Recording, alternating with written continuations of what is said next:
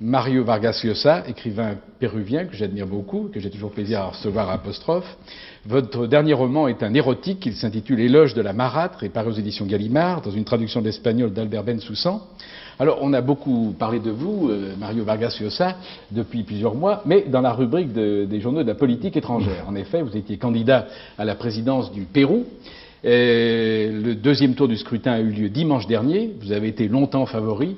Et puis, un candidat de dernière heure vous a supplanté. Il l'a donc emporté dimanche. C'est M. Alberto Fujimori, qui est d'origine japonaise.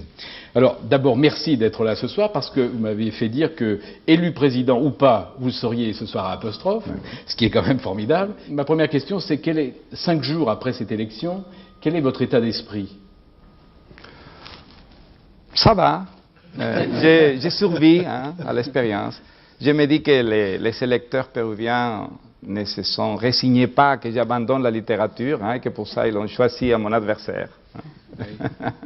Comme vous voyez, c'est une justification très encourageante pour l'écrivain. Oui. Mais est-ce que quand même vous êtes profondément déçu, ou est-ce qu'il y a quand même chez vous en même temps une part de disant bon, finalement tant mieux, je vais me remettre à l'écriture, c'est mon vrai métier. J'aurais préféré gagner l'élection, bien sûr, j'ai beaucoup travaillé, mais ça a été quand même une expérience extraordinaire, une expérience très très riche. Alors, je ne le déplore pas. Oui. Il faut accepter. Oui, mais c'est d'autant plus dur d'accepter une défaite pour vous, parce que vous avez été longtemps favori. Enfin, tous les journaux français, avant 15 jours encore avant le premier tour, et puis d'un seul coup, ce candidat de dernière heure vous a supplanté. C'est quand même dur à supporter. C'est-à-dire que j'ai fait la comprovation de quelque chose que je croyais, que je crois depuis longtemps, c'est que l'histoire n'est pas écrite.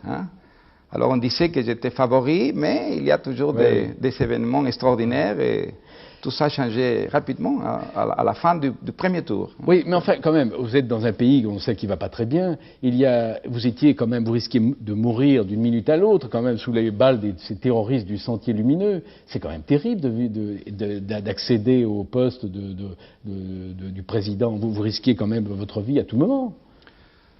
Oh, si ça n'aurait été pas le cas, je n'étais pas candidat. J'ai accepté ce défi parce que mon pays vit dans une situation très très difficile. Alors, c'est pour ça que beaucoup de Péruviens comme moi, qui n'étaient pas des politiciens par vocation, ont décidé de faire de la politique. C'était vraiment une situation d'émergence.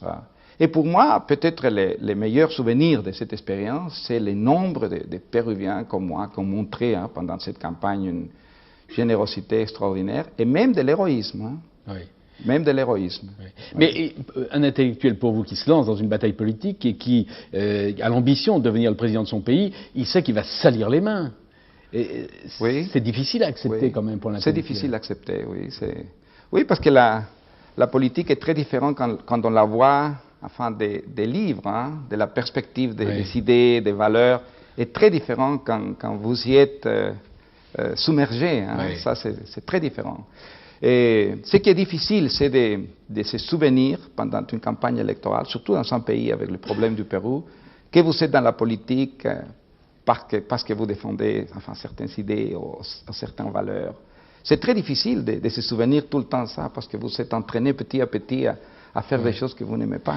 Alors, j'ai oublié ce livre malheureusement chez moi, mais il y a un livre qui vient de paraître en France d'une jeune reporter. C'est paru aux éditions de Tsuru, mais j'ai oublié le nom aussi de l'auteur, et qui raconte, elle a rencontré tous ces tueurs, parce que moi je les appelle pas autrement, du Sentier Lumineux, et c'est absolument terrifiant ce qui se passe dans votre pays. Ce sont des fanatiques, ce ne sont pas tellement différents des fanatiques qu'il y a ailleurs. Oui, ils sont pas très nombreux. Ah bon? Ils font beaucoup de mal parce qu'ils sont des fanatiques, et ils sont prêts à tuer et à mourir. Et alors on peut faire beaucoup de mal. On peut tuer, on peut détruire, mais ils ne sont pas très nombreux. La grande majorité des Péruviens, ils l'ont montré dans ces élections. Oui, ils n'ont pas eu peur d'aller voter d'ailleurs. Ils sont allés, il y a eu une concurrence vraiment massive des électeurs. Et je crois que les Péruviens ont montré que malgré leur pauvreté, ils sont pour la démocratie. Mais Mario Vargas Llosa, est-ce que votre sens politique a été à la hauteur de votre courage et de votre intelligence? Probablement pas, puisque je n'ai pas gagné. Probablement pas. Oui. Mais vous pensez que vous avez commis quelques fautes dans la campagne? Oui, beaucoup. Oui. Oui, nous, oui, bien sûr, votre équipe. Nous avons commis des fautes, bien sûr. Oui.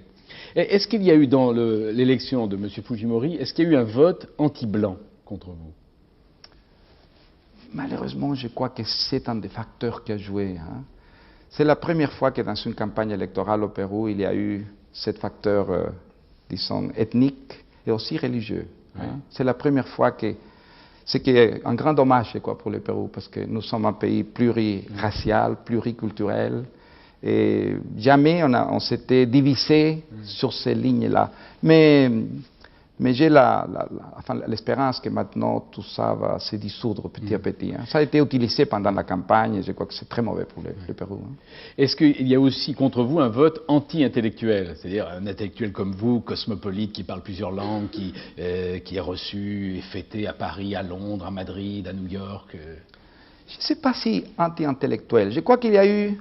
À un moment donné, on a dit, enfin, c'est pas un Péruvien, c'est un Européen, parce que j'avais dit que je voulais faire de mon pays un pays semblable à ceux de l'Europe, hein, ces pays que j'admire. Oui. Je l'ai dit dans la campagne, oui, je veux que le Pérou devienne un pays enfin, semblable, hein, pas identique, mais semblable. Et ça a été joué aussi, hein, ça a été un facteur, on a dit, enfin, il n'est pas péruvien, hein, il veut changer l'identité du Pérou. Hein. Ouais. Et peut-être ça a eu une influence sur quelques électeurs. Oui.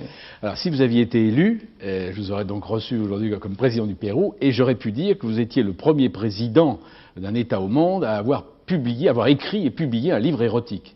Ah, l'éloge de la marade. L'éloge de la marade, dont nous parlerons dans un instant. C'est un livre qui a participé à la campagne électorale, hein, oui. Parce qu'on a, oui, mon adversaire a lu des extraits à la télévision hein, pour montrer que j'étais un pornographe et un perverti. Hein. Oui, mais, alors, mais maintenant je dis, il y a quand même 40% des électeurs péruviens qui ont voté pour la pornographie et pour la perversion. Hein.